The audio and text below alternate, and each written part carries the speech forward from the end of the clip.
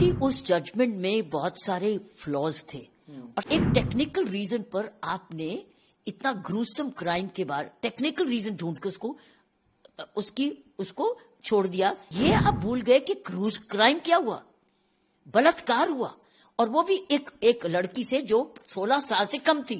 एक रेप नहीं हुआ, उसका बाप भी मर गया, उसका वकील भी मारा गया। She was a victim many times over. मामले में दोषी हैं, उनकी जमानत पर फिलहाल रोक लगा दी गई है। कैसे आप देखती हैं? तमाम प्रोटेस्ट चल रहे थे हाई कोर्ट के ऑर्डर पर। हाँ, माननीय ऑनरेबल सुप्रीम कोर्ट, इसी उस जजमेंट में बहुत सारे फ्लॉज थे और सबसे ज्यादा फ्लॉ ये था कि एक इलेक्टेड एमएलए को आप पब्लिक सर्वेंट नहीं मान रहे, जबकि जजमेंट्स अवेलेबल हैं कि वो पब्लिक सर्वेंट हैं। तो एक टेक्निकल रीजन पर आपने इतना ग्रूसम क्राइम के बाद टेक्निकल रीजन ढूंढ के उसको छोड़ दिया मतलब उसकी सस्पेंशन, उसकी इम्प्रिजनमेंट को सस्पेंड कर दिया टेक्निकल फ्लॉ पे।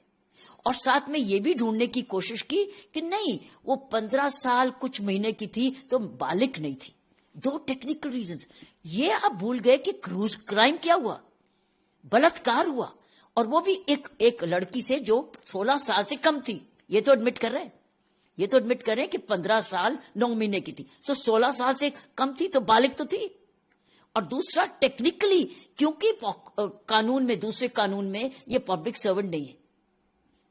जो व्यक्ति पब्लिक फंड्स ले रहा है, इलेक्शंस लड़ रहा है, कॉन्स्टिट्यूशन पे आप कसम खा रहे हो कि आप जाके पब्लिक ट्रस्ट को, पब्लिक सेवा में जाओगे, और आप रेप करते हो और फिर आपको कहला जाता है कि आप पब्लिक सर्वेंट नहीं हो।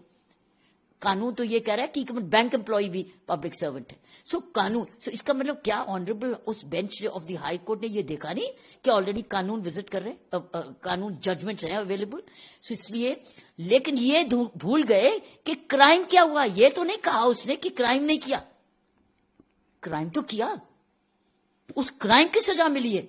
उस क्राइम को क्या कहोगे? क्योंकि वो बालिग नहीं है, क्योंकि वो पब्लिक सर्वेंट नहीं है। ये कहां की रीजनिंग है? इसीलिए तो पब्लिक आउटक्राई हुआ। और पब्लिक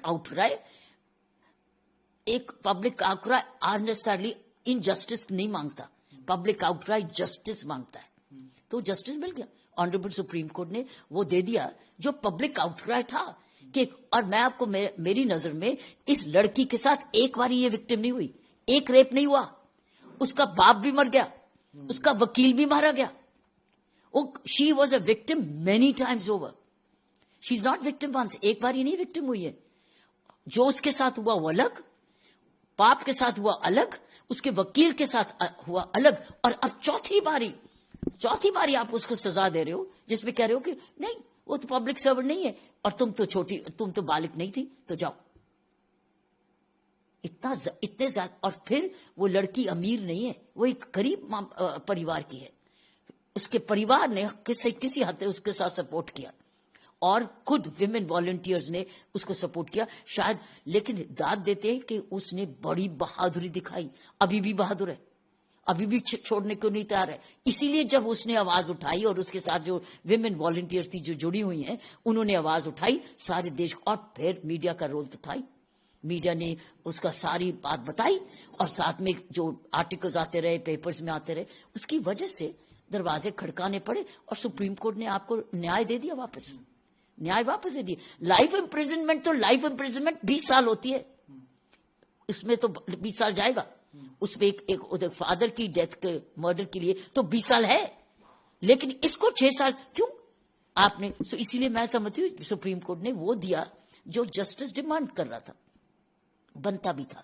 और टेक्निकल फ्लॉज बहुत ज्यादा थे, जो मैंने भी पढ़ा जजमेंट्स के बार, क्योंकि बहुत अच्छे वकील आपके मीडिया पे आए हैं, उन्होंने एक्सप्लेन किया जजमेंट्स को, पुरानी कोर्ट की जजमेंट्स को। तो क्या उन जजमेंट्स को भी अनदेखा कर दिया उस हाई कोर्ट के बेंच ने?